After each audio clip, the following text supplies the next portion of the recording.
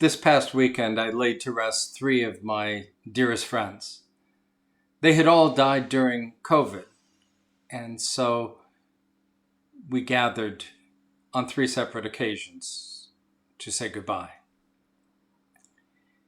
There was Carl. I grew up knowing Carl in my home congregation of Emmanuel in Bradford. He was one of that dying breed of churchmen that just got it and understood what it meant to be a member of the church, a leader.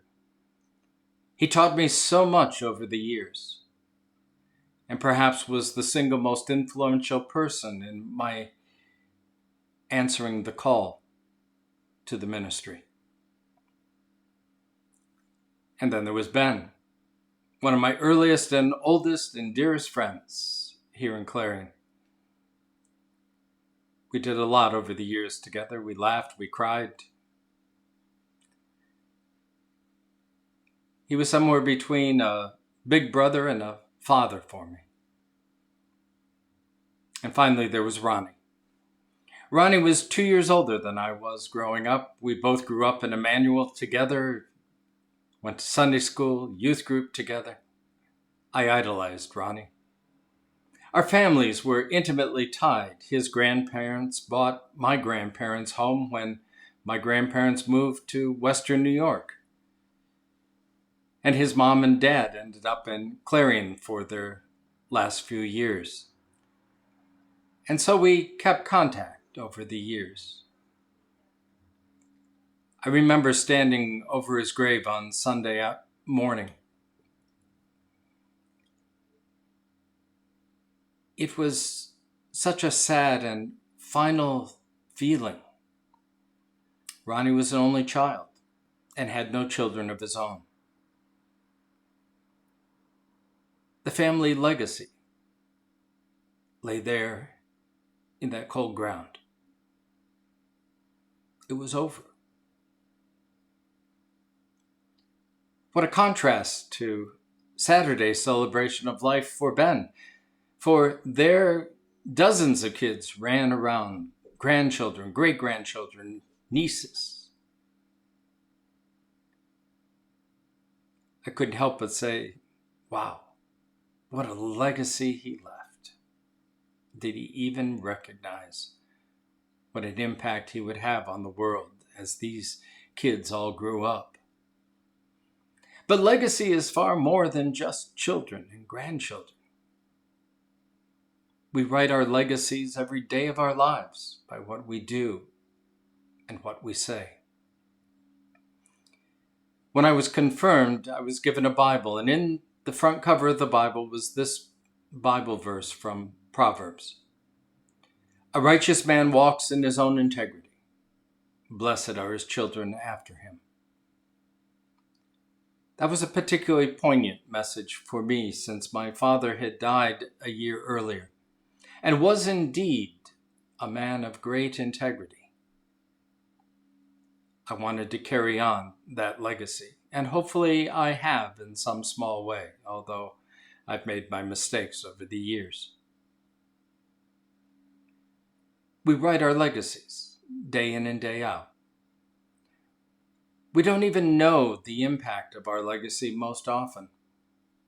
The lives we've touched, the words that we've said that have made a difference in people's lives, the relationships, casual or intimate, that affected the way people think and behave. Our teaching, our example, all of it is a blessing to those who will follow. A legacy written by God on the hearts of each of us. It's something to think about. We often minimize our impact on the world. And yet God has used us to write a great story, to continue his story. And so we take our place in that line of saints that have gone before us. What a great cloud of witnesses. What a great legacy cloud God continues to surround us with, and to surround those who will come after us. So let us pause and give thanks to those who have left a legacy in our lives, even as we do and continue their legacy in ours. Give thanks for those whose faith is firm when all around seems bleak.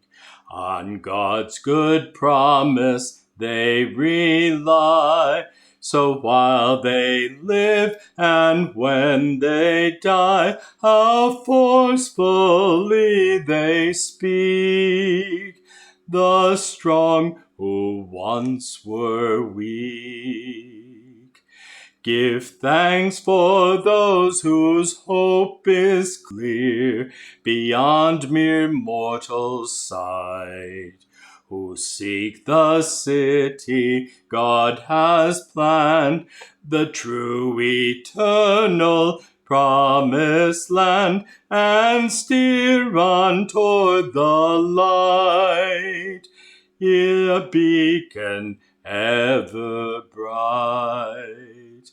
Give thanks for those whose love is pure, a sparkling precious stone. They show by what they say and do an inward beauty warm and true, for God's concern they own.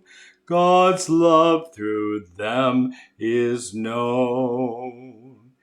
Give thanks for saints of ages past and saints that live today. Though often by this world despised, their hearts by God are richly prized. Give thanks that we may share their pilgrim way of theirs.